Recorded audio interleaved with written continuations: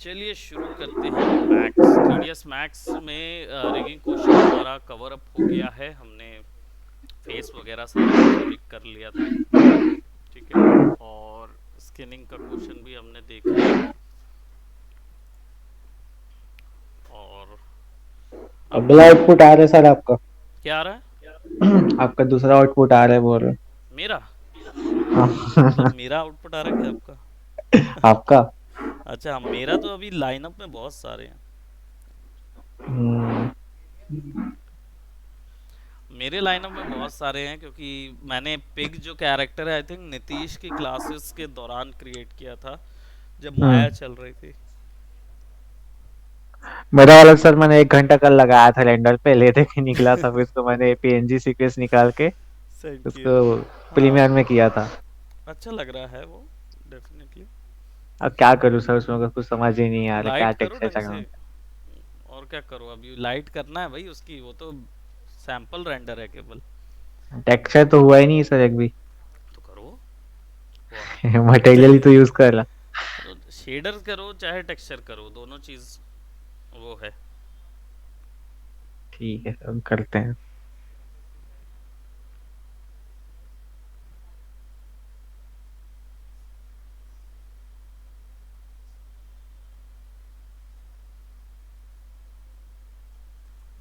Okay, just a minute.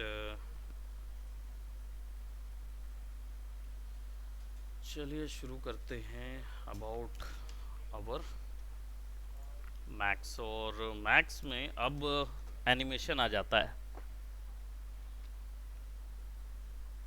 तो animation करें। हाँ सर बिल्कुल। बिल्कुल, एनिमेशन करने में बड़े इच्छुक हैं आप लोग। बहुत अच्छा लगता है मुझे भी एनिमेशन एनिमेशन में वर्क करना। और भी अच्छा लगता अगर सामने से आउटपुट आ जाता, बड़ा मज़ा आता एनिमेशन का। और खासकर 3ds मैक्स का। सर आ रहे हैं ना सर आउटपुट, सर मैं दे रहा हूँ ना सर मैं। हाँ हाँ, आ वही रहे हैं तो, ना। लीनियर आउटपुट आ रहा है ना। हम्म। ऑर्गेनिक आउटपुट किसी का नहीं है, इनऑर्गेनिक आउटपुट बहुतों का है। तो बहुत अच्छी बात है कि एटलीस्ट हम इस वे में आगे जा रहे हैं। ओके सो ऑलराइट सो क्या करें, कौन सा एनिमेशन? एनिमेशन के 12 प्रिंसिपल समझें सबसे पहले। हाँ सर वही बोला था मैं अभी। ओके, चलिए 12 प्रिंसिपल्स ऑफ एनिमेशन और how to apply all that animation inside of 3ds max, वो चीज़ देखेंगे। Alright so let me just see. And हमारे पास कोई प्रीवियसली कुछ रखा हुआ है क्या, देखते हैं।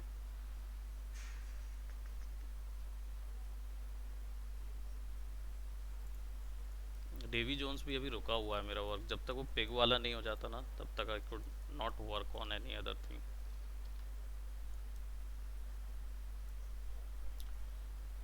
और न्यूक में करना चाह रहा था मैं, लेकिन ट्रैकिंग वीडियो कोई मिल नहीं रहा है मेरे पास अभी, कोई फेस ट्रैक नहीं मिल रहा है। मेरे को लग रहा है मैं ही कर लेता हूँ खुद ही का ट्रैक लगा के।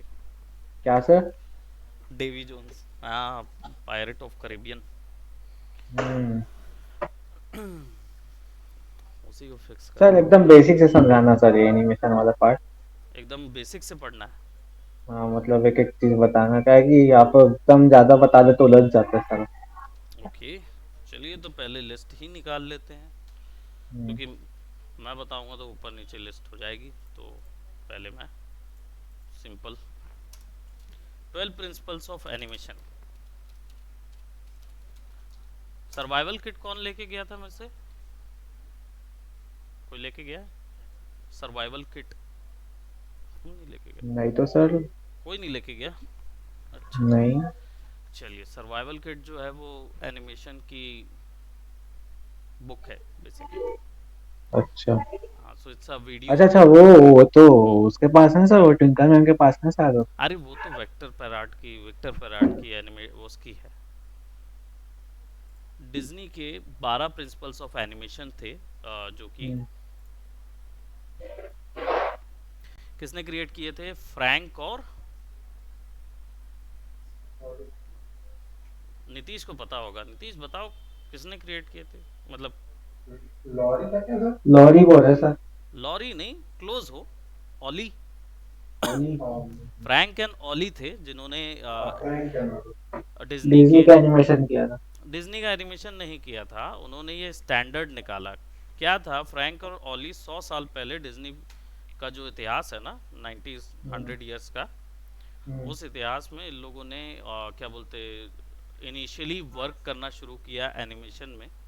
और हुआ ये कि उससे पहले ना जो भी व्यक्ति ड्रॉ करता था ना उसको ले लिया जाता था एनिमेशन में, ठीक है। और आपको बस ड्रॉ करते जाना है, ड्रॉ करते जाना है, लेकिन इसका कोई स्टैंडर्ड नहीं होता था। तो डिज्नी के पास जब डिज्नी का प्रोडक्शन वैल्यू बढ़ा और उन्होंने अपना एक स्तर बना लिया, तो इन लोगों ने, फ्रैंक और ऑली को ये टास्क दिया गया कि आप स्टैंडर्ड बना के रखिए, जो भी आप एनिमेटर आता है वो हमारे यहाँ ट्रेनिंग ले और फिर वर्क करे। तो उन्होंने ये 12 सिद्धांतों की रचना की जिसके थ्रू एनिमेशन जो है वो क्रिएट किया जाता है, ठीक है। अब इसमें सारे तरीके के मोशन वर्क आ जाते हैं। तो उन्होंने जो भी मूवीज़ क्रिएट करी उसमें बेसिकली ये सब आया। अब पहला सिद्धांत था स्ट्रेच एंड स्क्वाश का, ठीक है। अब यहाँ विजुअल फॉर्मेट में तो आप लोग को दिख रहा होगा, स्क्रीन दिख रही है ना? हाँ सर। हाँ, विजुअल फॉर्मेट में तो दिख रहा होगा स्ट्रेच एंड स्क्वाश। अब स्ट्रेच एंड स्क्वाश जनरली होता किस चीज़ के लिए है? इसके दो चीज़ें महत्व है, आप इसको पढ़ना चाहें तो पढ़ सकते हैं। बस बेसिकली इसका फ़ायदा कहाँ पे होता है? इसका फ़ायदा होता है ग्रेविटी दिखाने के लिए। और ग्रेविटी दिखाओ या फिर मास, वेट जो होता है ना, वो दिखाने के लिए होता है ऑब्जेक्ट का। और या फिर इसको और अच्छा टर्म बोलूँ जो मैं यूजुअली यूज़ करता हूँ, which is channelling of the energy. कोई भी एनर्जी चैनल करते हैं ना, तो उसके लिए इसका यूज़ करते हैं, which is stretch and squash. Now how to apply those stretch and squash in the 3ds max, उसको अप्लाई कैसे करते हैं। और दूसरी चीज़ 3ds मैक्स में स्ट्रेच एंड स्क्वाश के लिए किस तरीके का रिग तैयार होता है, वो भी चीज़ एक we can include on that. So अभी हमारे पास ग्रिड है, और ग्रिड जो है वो डायरेक्टली हम अपने ग्रिड के ऊपर पे अपना ये जो बॉक्स है इसको रख लेते हैं। अब 3ds मैक्स में आपको एनिमेशन करने के लिए नीचे पे आपको क्या मिलता है? टाइमलाइन मिलता है, टाइमलाइन विंडो, ठीक है। यहाँ पे फ्रेम्स होते हैं, जैसे सारे video editing 2D 3D animation के जहाँ पे भी आपको एनिमेशन करना हो, वीडियो निकालना हो, वहाँ पे आपको टाइमलाइन ऑप्शन होता है, ठीक है। इसके ऊपर में एक स्लाइडर मिलता है आपको, और आगे और पीछे के की फ्रेम्स स्विच करने के ऑप्शन मिलते हैं, ठीक है। इनका शॉर्टकट भी यहाँ पे दिया हुआ है, which is comma and period, या स्टॉप बोलते हैं, तो फुल स्टॉप या कॉमा, ड्रैग करके भी बढ़ा सकते हैं। अदर देन दैट यहाँ पे एक छोटा सा ऑप्शन होता है जिसमें मिनी कर्व एडिटर मिलता है, ये अभी के में आपको मिलेगा, ठीक है। इसके बारे में जानेंगे आगे। वैसे रिसेंटली अभी जस्ट थोड़ा सा पहले आप लोग ने जो कर्व एडिटर देखा था आफ्टर इफेक्ट का, उसी से मिलता जुलता ये सिमिलर है, बस थोड़े से ज़्यादा ऑप्शंस हैं, उसके अलावा इट इज़ क्वाइट सिमिलर। यहाँ पे तो चलिए पूरे के पूरे एनिमेशन पैनल ये पूरा हिस्सा कहलाता है। यहाँ पे आपका play, next frame, last frame, ये सारा ऑप्शन है, शॉर्टकट साथ में है, ठीक है। और एग्जैक्टली अगर किसी फ्रेम पे जाना है तो आप यहाँ से भी जा सकते हैं। 10 दबाएंगे तो डायरेक्टली आप 10th फ्रेम पे होंगे, 80 दबाइए डायरेक्टली 80 पे होंगे। अब यहाँ पे आपके पास सेट की ऑप्शन है, ऑटो की है, और डायरेक्टली सेट की का मोड भी है, ठीक है। अब एनिमेशन जो है करने का, ये जो प्रिंसिपल हैं जो हम लोग अभी देख रहे थे, जस्ट अ मिनट, ये जो प्रिंसिपल्स हैं और यहाँ पे जो कीज़ आपको दिख रही है, इनका बहुत ज़्यादा रिलेशन होता है आपस में, क्योंकि एनिमेशन के ना दो टाइप होते हैं, दो टाइप ऑफ एनिमेशंस होते हैं। कौन कौन से होते हैं नीतीश, बताना जरा।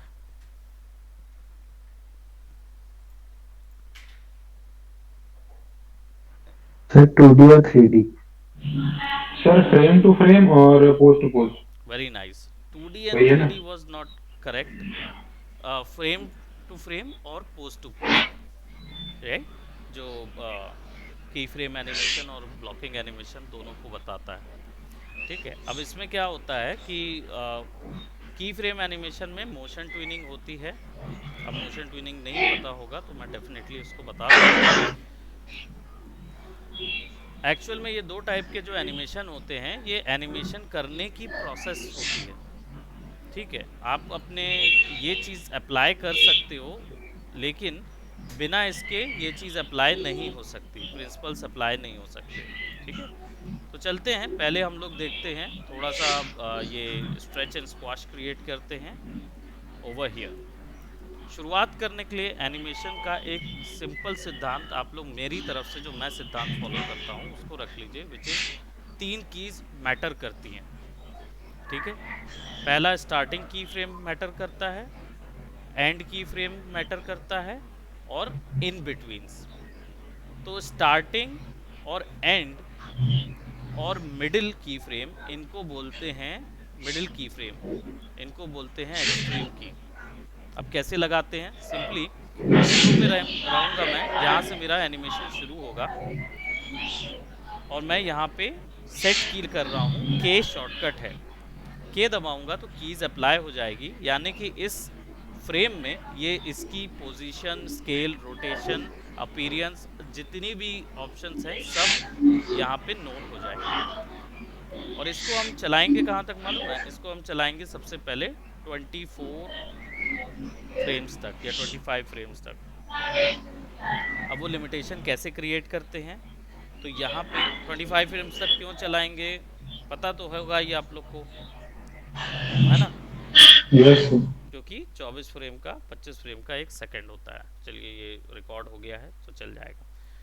सेटिंग्स के लिए एनिमेशन की जो टाइम कॉन्फ़िगरेशन सेटिंग्स है वो यहाँ पे मिलती है, छोटा सा आइकॉन होता है, यहाँ पे क्लिक करेंगे तो आपको यहाँ पे पूरा ऑप्शन मिलेगा। यहाँ देखो, फ्रेम रेट है, कस्टम फ्रेम रेट देना है, या फिर जो भी आपकी टेक्नोलॉजी के अनुसार चल रहा है उसके अनुसार आप दे सकते हो।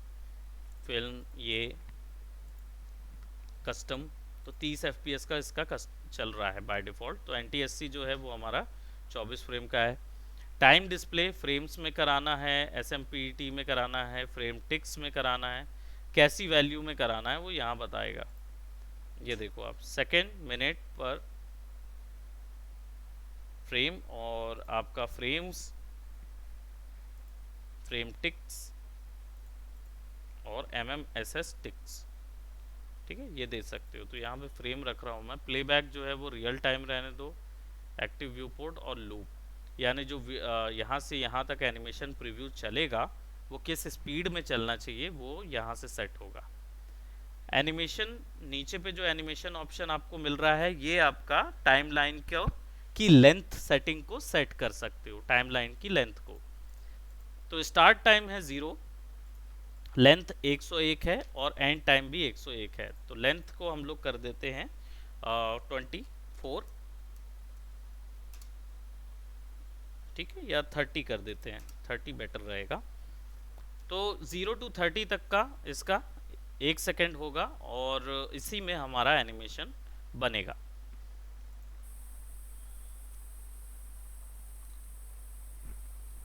ओके करते हैं। अब यहाँ पे फर्स्ट फ्रेम पे हमने लॉक लगाया हुआ है, एंड फ्रेम पे भी सिमिलर लॉक लगेगा, और मिडिल 0, 30, तो इसका मिडिल होगा 15। इवनली यहाँ पे भी एक लॉक लगा देते हैं, बस इसकी पोजीशन जो है वो चेंज होगी। सर ये लॉक कैसे लगा है? के से, के शॉर्टकट है, और या फिर ये बटन भी लगा सकते हैं आप, ये भी क्लिक कर सकते हो, एक ही बात है। तो ओके। हम इसको ऊपर ले जाते हैं और यहाँ पे एक कॉपी कर देते हैं। तो अभी इसमें कोई एनिमेशन लॉक नहीं हुआ है। ठीक है, अब इसको प्ले भी करोगे आप, कोई वैल्यू चेंज नहीं हो रही है। ये वैल्यू तब तक चेंज नहीं होगी जब तक हम यहाँ पे ऑटो की ऑन नहीं करेंगे। इसको ऑन करने से क्या होता है, जब भी आप कोई वैल्यू पे चेंज करते हैं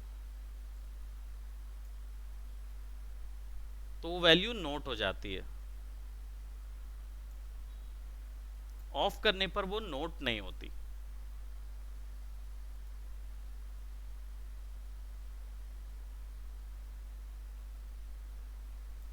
अब स्ट्रेच एंड स्क्वाश का जो सिद्धांत है वो यहाँ पे अगर हमें अप्लाई करना है। सर अपन पोजीशन लगा क्या अभी?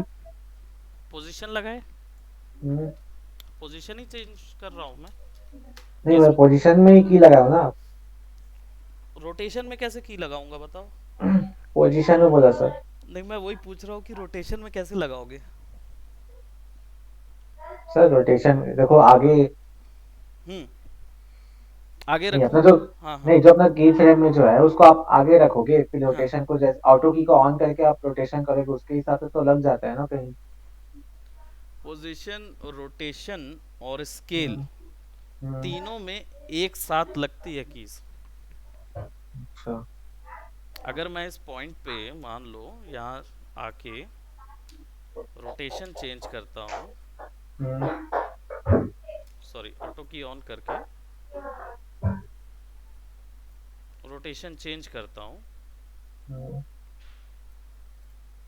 तो जो हमने लॉक लगाया था उससे तीनों वैल्यूज पे एक बार की लग गई थी। हम्म, और रोटेशन का कलर दिख रहा है यहाँ पे, अलग हो गया। यहाँ पे तीनों हैं। तो वो इससे जो के शॉर्टकट था हमारा, सेट की से एक बार में सब पे लग जाता है।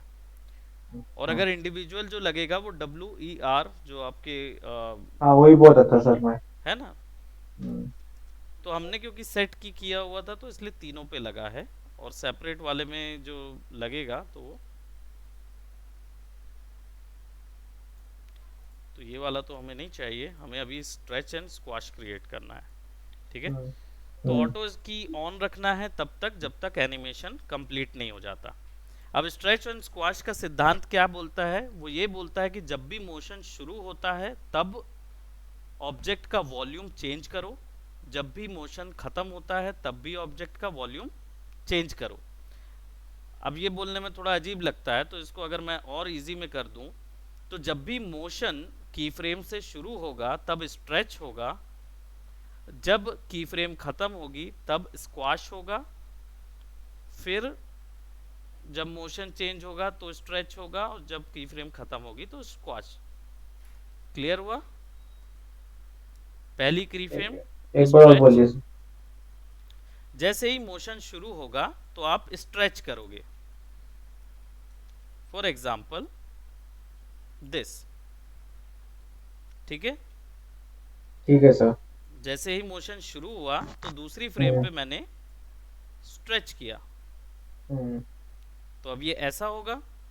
हम्म, और चौथी फ्रेम या पांचवी या छठी, जो भी आपकी मर्जी, जितना स्पीड डिले पे आप उसको ओरिजिनल फॉर्म पे हम्म, ले जा रहे हो, हम्म,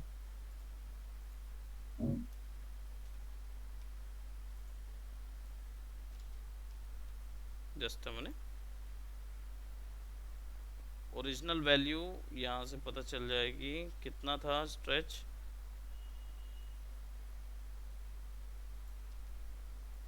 X28 था।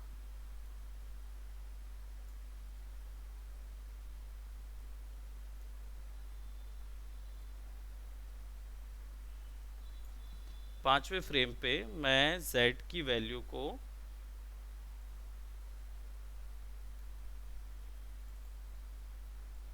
50 पे कर देता हूँ।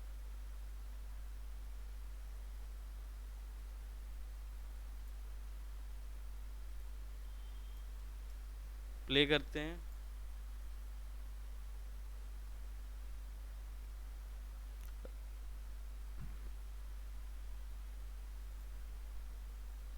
शुरुआत होते हुए वो स्ट्रेच हो रहा है,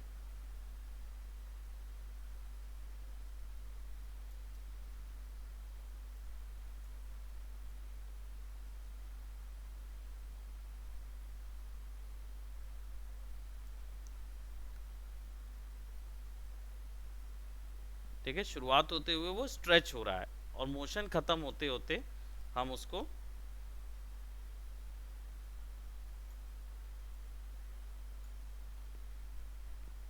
हल्का सा स्क्वाश देंगे। देखो स्क्वाश जो है वो जनरली ऑब्वियस सी बात है कि ग्राउंड को टच करने पर ज़्यादा स्क्वाश होगा, लेकिन ऊपर जाते हुए भी आप एक हल्का सा स्क्वाश दे सकते हो। ये एनिमेशन में रियल वर्ल्ड में इतना ज़्यादा बड़े पैमाने पे नहीं होता है। जब ऑब्जेक्ट हल्का होता है तब वो ज़्यादा स्क्वाश करेगा। जितना हल्का ऑब्जेक्ट उतना ज़्यादा स्क्वाश।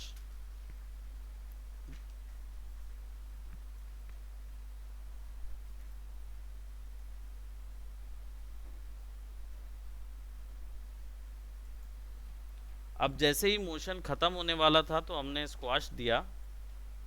ठीक है, यहाँ पे भी हम इसकी वैल्यू क्या करेंगे, बराबर रखेंगे।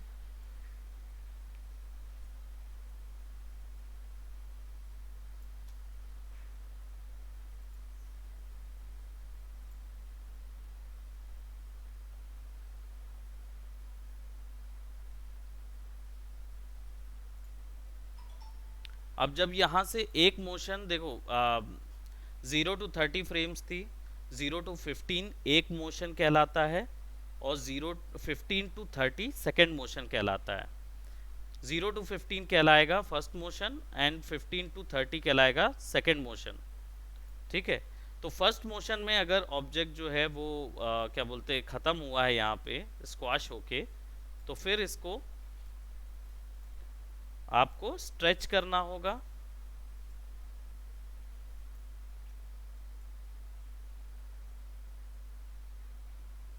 स्ट्रेच को वापस रिटेन करो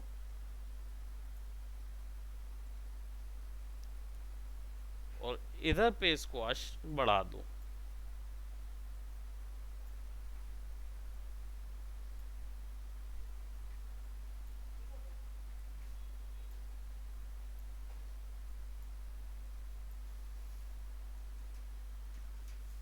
अब जब बाउंस आप देखोगे, अब यहाँ पे जो लास्ट फ्रेम है वो समझ नहीं आ रही है क्योंकि वो तो पूरा लीनियरी चला जा रहा है। तो हम लास्ट फ्री फ्रेम से थोड़ी की फ्रेम्स आगे बढ़ा देंगे। So I will be giving it about 40 और एंड टाइम भी हमारा 40 सेट किया है हमने। कहाँ से आता सर ये? अभी तो ये देखे थे ना टाइम कॉन्फ़िगरेशन, छोटा सा क्लॉक बना होता है और गियर्स रहते हैं नीचे येलो कलर का, दिख रहा ओके। है की ऑप्शन हाँ है सर उसके ठीक है। बगल में। सो यहाँ पे ओके। आपको टाइम कॉन्फ़िगरेशन मिलेगा। इसको सेट कर देते हैं। ठीक है, 40 पे हमने सेट कर दिया है। उप्स, फिर से चेंज हो गया क्या?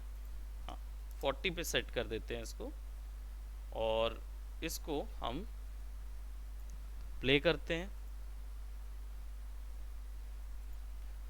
अब ये फ्लैट हो जा रहा है यहाँ पे।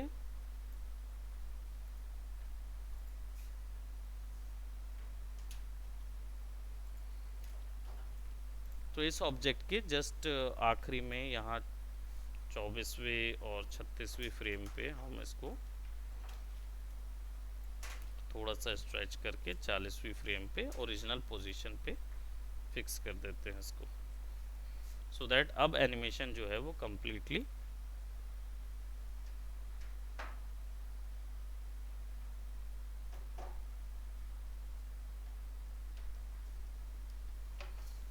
अब यही स्ट्रेच एंड स्क्वाश की वैल्यू को अगर आप बढ़ा दोगे ना, मतलब स्ट्रेच जो है वो ज़रूरत से ज़्यादा हो रहा है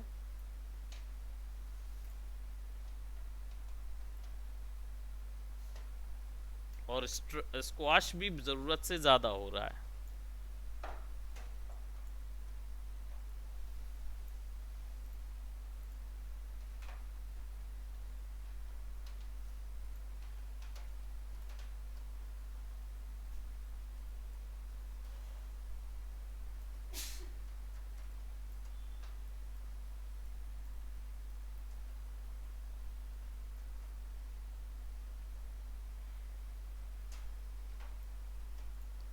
तो जब आप ऐसा करते हो तो ऑब्जेक्ट जो है ना वो हल्का महसूस होता है। जितना वॉल्यूम जितना स्ट्रेच आप ज़्यादा दोगे उतना ज़्यादा क्या बोलते हैं इसका, स्ट्रेच एंड स्क्वाश, सॉरी, जितना ज़्यादा स्ट्रेच एंड स्क्वाश आप दोगे उतना हल्का ऑब्जेक्ट नज़र आएगा, जितना कम आप स्ट्रेच एंड स्क्वाश दोगे उतना भारी ऑब्जेक्ट नज़र आएगा। क्लियर हाँ सर। है ना? अब इधर पे कोई डाउट होगा तो बता देना। यहाँ पे रियल टाइम प्रीव्यू ऑन है, इसके कारण से क्या होता है कि उसकी स्पीड जो है वो थोड़ा सा फ्रेम पे चलती है, सारी फ्रेम्स पे। अभी देख रहे हो आप इसकी स्पीड दोगुनी तिगुनी चल रही है। वो रीज़न ये है कि इसकी वैल्यू यहाँ पे सेट नहीं है। तो रियल टाइम प्रीव्यू पे क्लिक करके मैं इसको थोड़ा सा हाफ वैल्यू कम कर रहा हूँ, 1/2x स्पीड कर रहे हैं।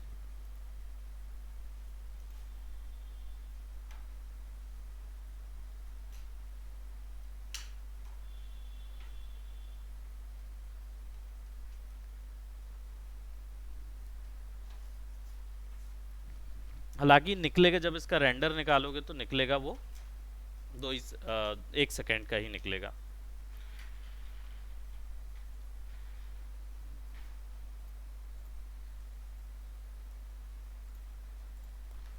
ये था स्ट्रेच एंड स्क्वाश। सर वो कीज को वापस देखने में क्या करना पड़ेगा, जैसे प्लगइन है उनको देखने के लिए? क्या देखने के लिए? मतलब जैसे यहाँ पे कीज लगे हुए दिख रहे हैं ना मेरे टाइम लाइन पे, हाँ हाँ, वो देखने के लिए क्या उसको ऑब्जेक्ट सेलेक्ट को करना है? सेलेक्ट करना पड़ता है, तो उससे रिलेटेड सारी ओके। कीज यहाँ दिखाता है। Okay sir. अब यहाँ पे क्या है, वो थोड़ा सा इसने उसको स्टाइलाइज करने के लिए ऑब्जेक्ट जो है उसको रोटेट कर दिया है। तो सिंपल है कि आप भी यहाँ पे इसका थोड़ा सा मैं पोजीशन चेंज कर दे रहा हूँ ताकि वो मोशन की लाइन पे आए।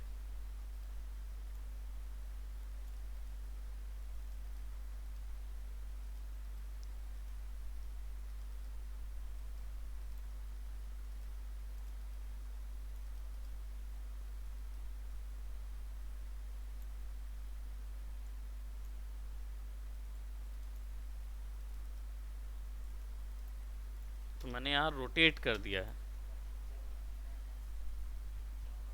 हाँ, स्ट्रेच है वो।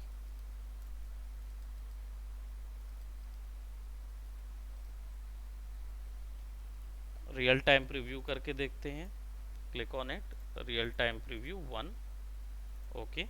और डिस्प्ले बहुत तेज़ है तो हाफ करके ही चलाते हैं।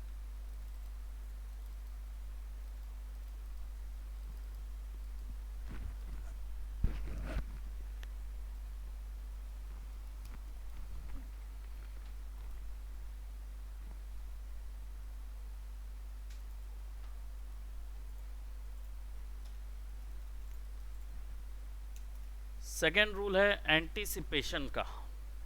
ये तो क्लियर हो गया ना, फर्स्ट रूल, हाँ सर।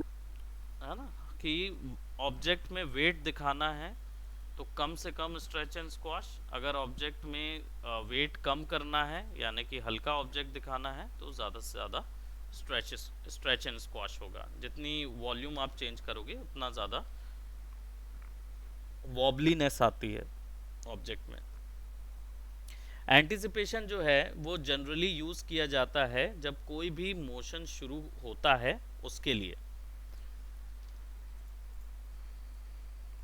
इसको डिलीट करते हैं and let's apply this.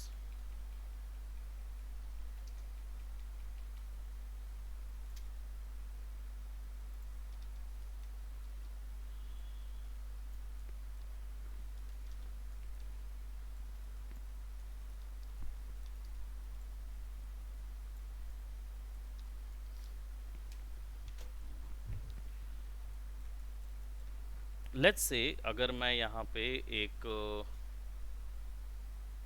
Ball लेके आता हूँ,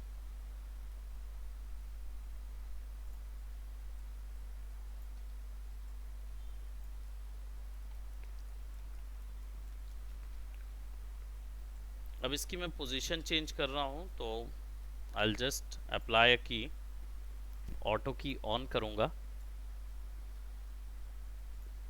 10 की फ्रेम तक ये ऑब्जेक्ट इधर आएगा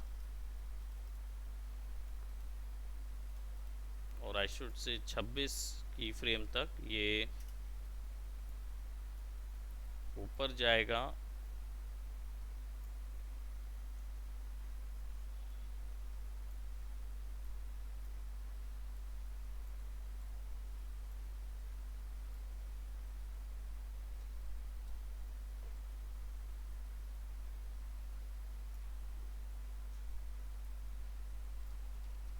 आखिर तक हम इसको ऐसा फिक्स कर देंगे। ऑटो की ऑफ करते हैं, तो अभी जो एनिमेशन हमने बनाया इसमें ये गया, ऊपर कूदा, लग गया।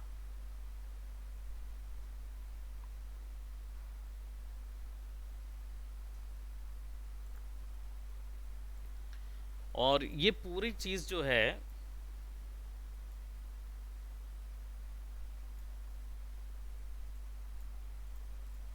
की फ्रेम को डायरेक्टली हम ड्रैग भी कर सकते हैं।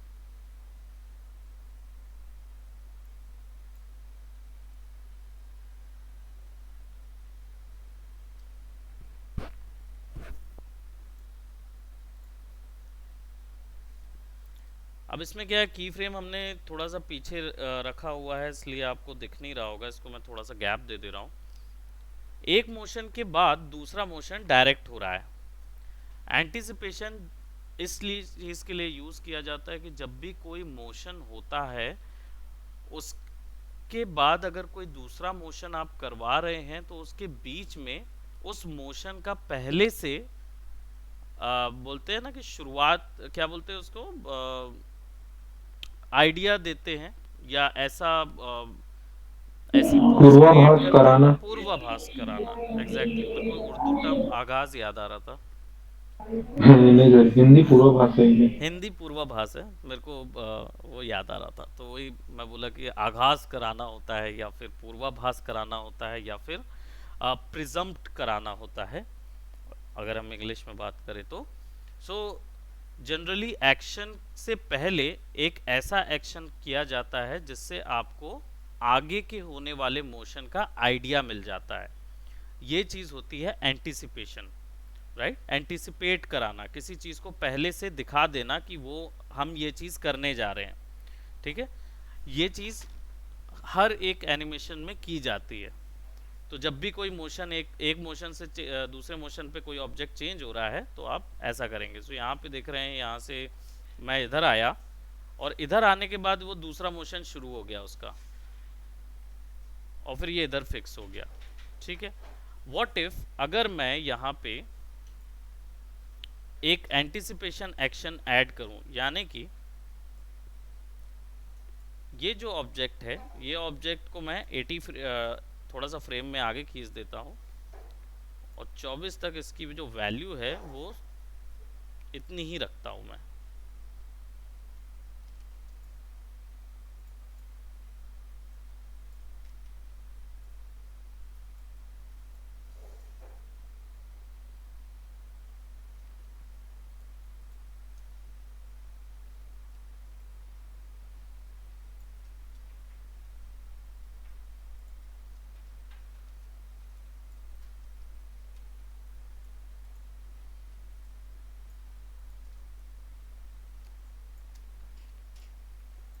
शिफ्ट दबा के हम की फ्रेम को कॉपी करते हैं, शिफ्ट एंड ड्रैग। तो मैंने क्या किया, यहाँ पे अभी इन दोनों की फ्रेम्स को कॉपी कर दिया है ताकि इसके बीच में मैं अपना एक्शन क्रिएट कर सकूं। तो मैं यहाँ पे अगर ऐसा करता हूँ कि यहाँ पे मैं थोड़ा सा आगे,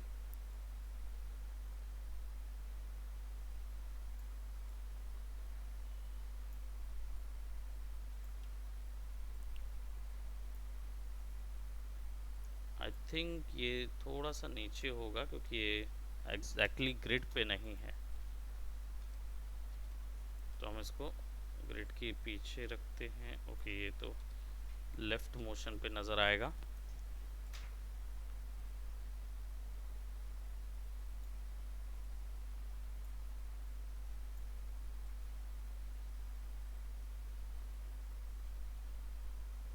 पीछे, थोड़ा सा ऊपर,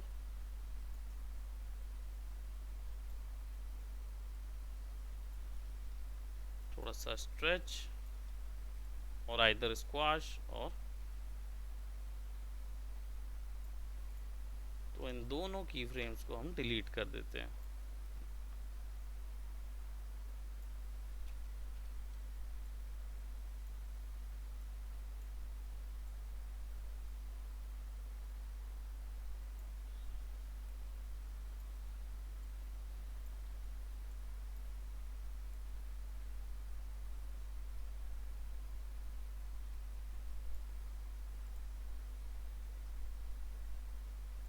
Nope.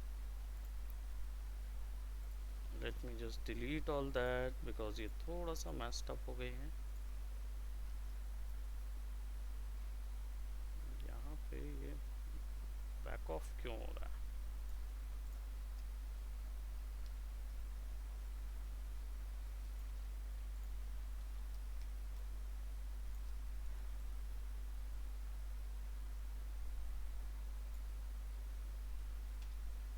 अगर मैं यहाँ पे थोड़ा सा इसको पीछे ले जाऊं और फिर खुदा के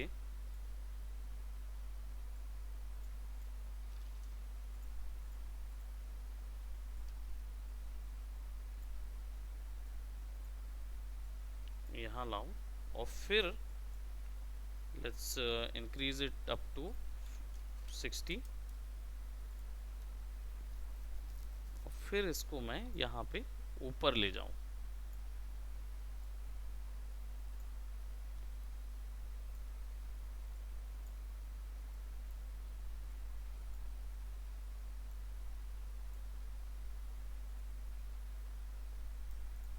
तो ये कुछ ऐसा रहेगा।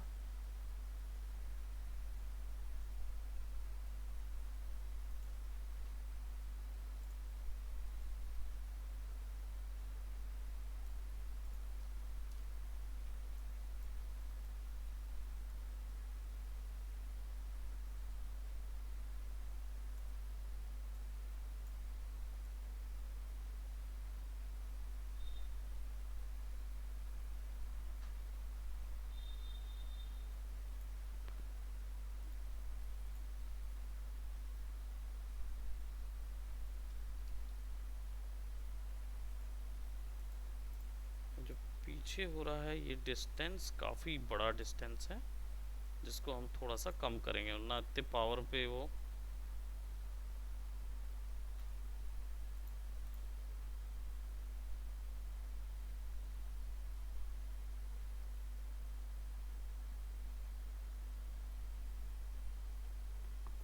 तो ये जो एक्स्ट्रा एनिमेशन हमने ऐड किया है कि जहाँ पे ऑब्जेक्ट एकदम पीछे पास आ गया, फिर पीछे आया, फिर थोड़ा कूद के उसके ऊपर चढ़ गया, तो ये जो दो मोशन हमने एक्स्ट्रा ऐड किए हैं इसके थ्रू एंटिसिपेशन कवर होता है कि हाँ भाई वो उसके ऊपर जाना चाह रहा है या वो उसके ऊपर ऑब्जेक्ट फिक्स हो रहा है। और फिर हम इसके ऊपर में यहाँ पे इसका एक और एनिमेशन का सिद्धांत होता है सेकेंडरी मोशन।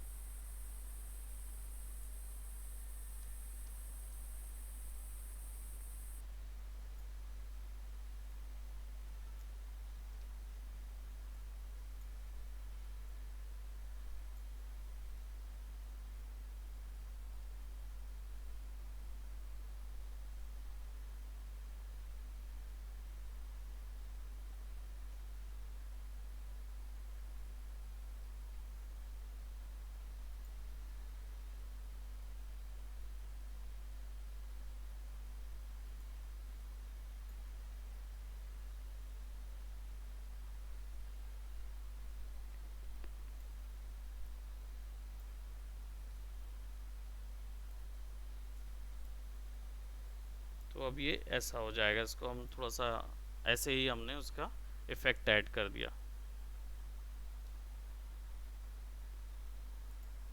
थोड़ा सा की फ्रेम जो है वो एडजस्ट करना होगा, विच इज दिस।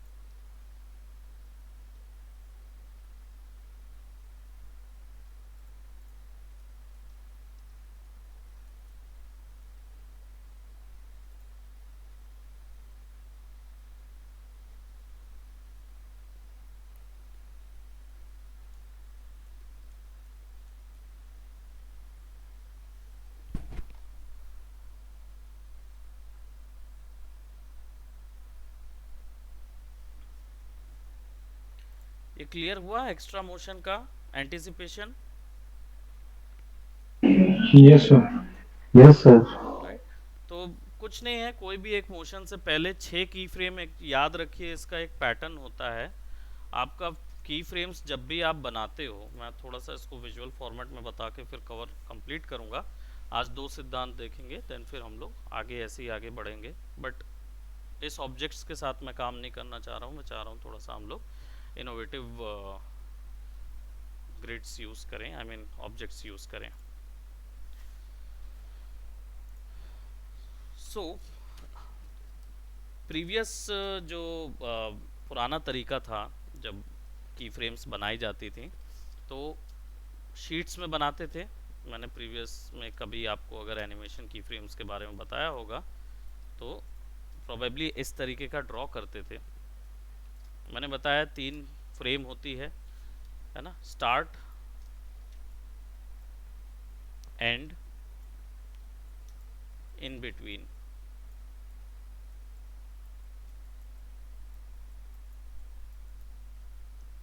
ठीक है। अब वैसे इसको इन बिटवीन नहीं बोलेंगे, इसको पासिंग बोलते हैं। पासिंग पोज कहलाता है ये, पासिंग फ्रेम होता है। और ये जो हिस्से होते हैं ये इक्वली डिवाइड कर दिए जाते हैं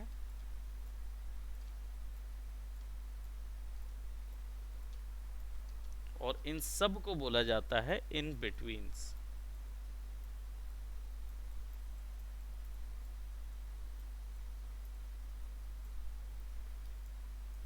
ठीक है। अब ग्रुप में कैसे डिवाइड करते हैं, तो ये स्टार्ट, पासिंग और आपका एंड, इसको बोलते हैं एक्सट्रीम पोजेस। ये सब जो हैं वो एक्सट्रीम पोज कहलाती हैं जब किसी ऑर्गेनिज्म की एनिमेशन करते हैं तो एक्सट्रीम पोजेस कहलाती हैं। और ये पूरी इन बिटवीन्स की इन बिटवीन्स ही रहती है। ठीक है। रीड करने का तरीका है, मान लो FPS अगर आपका है 20 या 24, जितना भी, मान लो 24 जनरल एवरेज वाले में बात करते हैं, तो जैसे आपका 24 फ्रेम्स का FPS है, तो ये रीड कुछ ऐसा होगा कि पहली की फ्रेम 0 पे लगेगी, दूसरी 24 पे लगेगी, तीसरी जो है वो हमेशा, अब 0 to 24 के बीच में आधा जो होता है वो 12 होता है।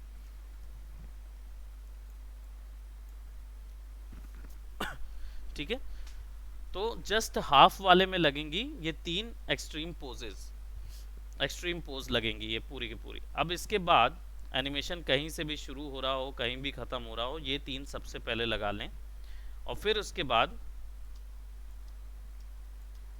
इन बिटवीन्स कैसे रीड होगा, तो ये रीड होंगे 0 to 12 के बीच में आधा 6, 12 से 24 के बीच में आधा 18। ठीक है। इन बिटवीन्स लगेंगी इधर। फिर 0 to 6 के बीच में आधा क्या होता है 3,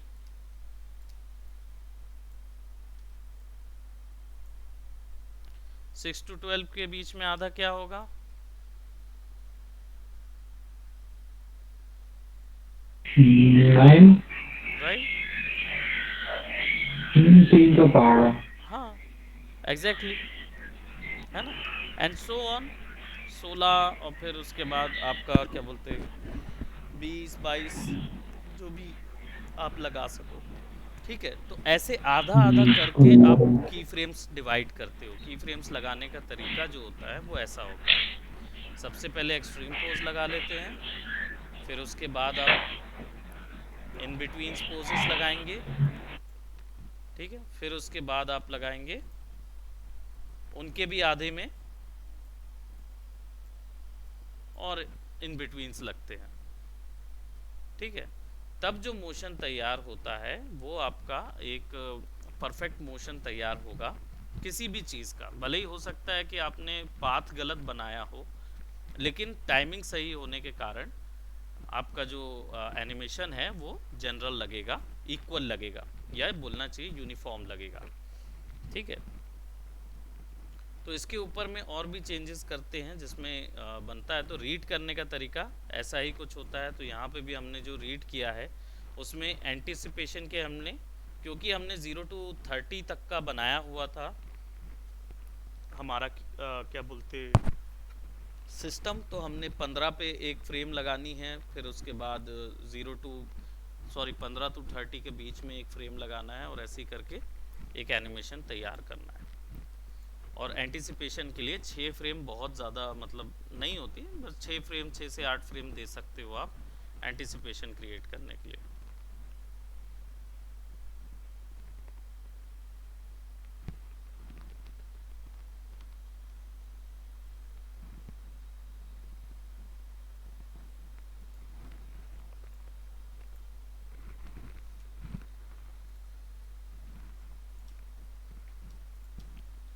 अब ये तरीका था फ्रेम, या इसको मैं और इजी बोल दूं तो पोज टू पोज, एक्यूरेट नाम इसका ये है, पोज टू पोज एनिमेशन का। फ्रेम बाय फ्रेम नहीं क्रिएट हो रहा है, ये पोज टू पोज क्रिएट हो रहा है। इसमें जो इफेक्ट हो रहा है वो मोशन ट्विनिंग इफेक्ट होता है। एनिमेशन जो शुरू होता है वो मोशन ट्विनिंग इफेक्ट के द्वारा शुरू हो रहा है। और मोशन ट्विनिंग क्या होता है? बीच के गैप्स बढ़ जाते हैं हाँ मतलब ये बाय सॉफ्टवेयर। नहीं नहीं, एक पोज से दूसरे पोज के बीच का जो रिलेशन होता है ना वो अपने आप समझ लेता है। वही सर। हाँ, एक पोज से दूसरे पोज के बीच का जो रिलेशन है या गैप है वो अपने आप फिगर आउट कर लेता है, आपको बताना नहीं पड़ता। और फ्रेम बाय फ्रेम में सॉरी हाँ, ब्लॉक टू ब्लॉक या फ्रेम बाय फ्रेम जो एनिमेशन होता है उसमें आपको हर एक फ्रेम ड्रॉ करनी पड़ती है, या हर एक फ्रेम बतानी होगी कि इसका एनिमेशन कहाँ से कहाँ तक हो रहा है। तो उसमें शुरुआत से अंत तक की फ्रेम्स लगाई जाती हैं। वो जनरली 2D ट्रेडिशनल एनिमेशन पे करते थे, अब आप यहाँ पे आ चुके हैं 3D सॉफ्टवेयर पे, तो अब यहाँ पे आपको ज़्यादातर इसी पे डील करना होगा मोशन ट्यूनिंग के साथ।